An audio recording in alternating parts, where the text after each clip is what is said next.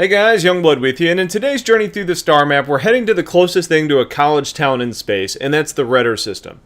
Now, Rehtor was initially discovered back in 2387, making it one of the most original systems that was discovered by humans, and this was actually done by a few university students from the Martian Institute of Space and Technology, otherwise known as MIST. One of the students, Sono, was a pilot and an engineering student, and the other one, Niyameto, was an astrophysicist student. And they basically decided to go through the jump point from Seoul to Croatia, hoping to collect data for their studies. And preparing to head back to Seoul, one of Sono's research probes sent back some weird-looking data. And kind of being intrigued by this information, they ended up zipping on over to the coordinates, only to find out that they had just discovered a jump point from Croatia to Rehtor. Now, excited by this discovery, they kind of hauled ass back to school and went straight to the president of the university with this discovery. And the president, Adrian Zimlock, was extremely critical of how the expansion went in our first move into Croatia. She felt that the interest of corporations were put first, and that there are better things that we can do to expand and help humanity as a whole. She ended up having this quote, "Humanity has realized that reaching the stars was easy. The hard part is figuring out what to do with them. So I ask you this, what kind of universe should we build?" And that kind of quote, and that mentality, and that motto was the catalyst. And she took that along to the UNE, along with the information about the jump point, and said that the only way that they would be willing to share the location of that jump point would be if the UNE promised that at least 1/4 of all the land on inhabitable planets, and I like that, they made sure to clarify that part, habitable planets, but 1/4 of all that land be preserved for educational purposes. Now, corporations, doing as they do and wanting to get their piece, threw a fit over this, and they just kind of saw it as a demand. But eventually, her persistence and kind of zeal for responsible expansion is what won out. Now, this passion on her part is actually where the name Rehtor comes from. It was named after her, a master and a teacher of oration. Now, once the UNE moved in with their survey crews, it was determined that of the 5 planets surrounding the G-type star, 3 of them were in the green band and were good terraforming candidates. Rehtor 1 is just a very small dwarf planet with a classic bad climate based on its proximity to the star and didn't end up being a good terraforming candidate. Rehtor 2, otherwise known as Persei, was the one that got the UNE really excited, because this planet had within it just massive amounts of neodymium, erbium, samarium, and other just very rare elements. And instead of just sticking to the initial agreement, the UNE decided to sell off the mining rights of the whole planet to the highest bidder. Now, this planet became the engine for the overall development of this system. The money that was gained from mining rights from this planet is what ended up paying for the terraforming of Rehtor 3 and 4. The mining on this planet started with tech companies and mining companies, but eventually the best scientists in the galaxy tended to make their way here to study these rare elements without having to wait for them to get back to Seoul or without having to fight the corporations for their cut. This influx of scientists is what ended up making this planet so well known for an outstanding scientific communities. There's many tech firms that are headquartered here, along with high-class research facilities, both of which were partially responsible for creating energy-efficient quantum drives and spacesuits that were more capable and durable than ever before.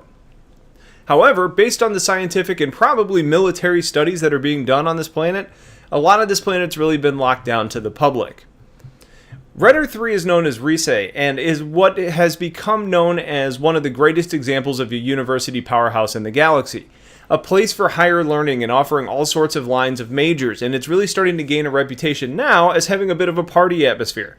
Despite that, though, there's more comma rays at this planet than anywhere else in the verse, as they continue to kind of broadcast and share information to help better anyone and everyone around, as well as just trying to get their name known.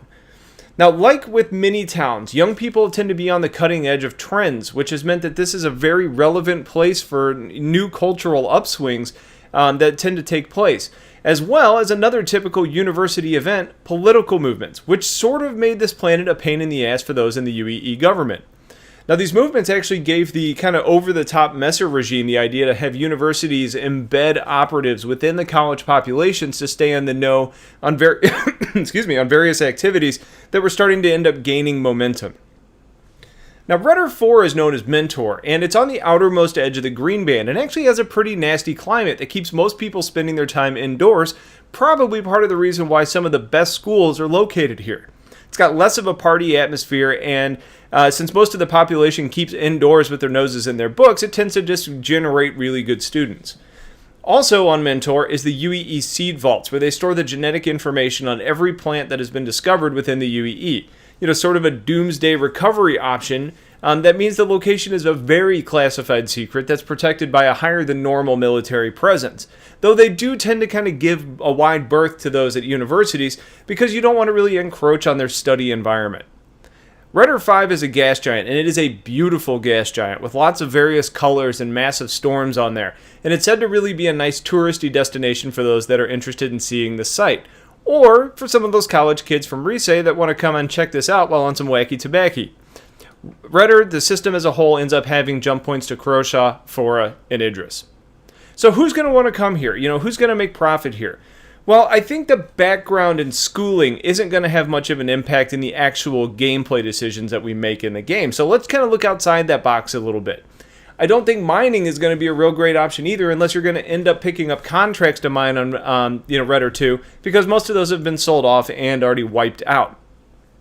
Now, perhaps those of you that are interested in smuggling could find interest in bringing in space drugs that you ended up creating on your Endeavor to Risay to sell off to those college kids, because I would have to think that's a pretty good option. Also, for those of you that are interested in the highest technology or interesting minerals and materials, you could stop in at Persay, to try and get whatever you need out of that planet. For most, I think transport in and out of here could be a safe bet with higher military presence, meaning you're going to have less of a risk of piracy. But honestly, I don't look at this system and say, this is a place to make a ton of money. Now, I bet there's going to be plenty of ways to do that, but based on the information that we have so far, we'll have to kind of figure out how to do that in-game.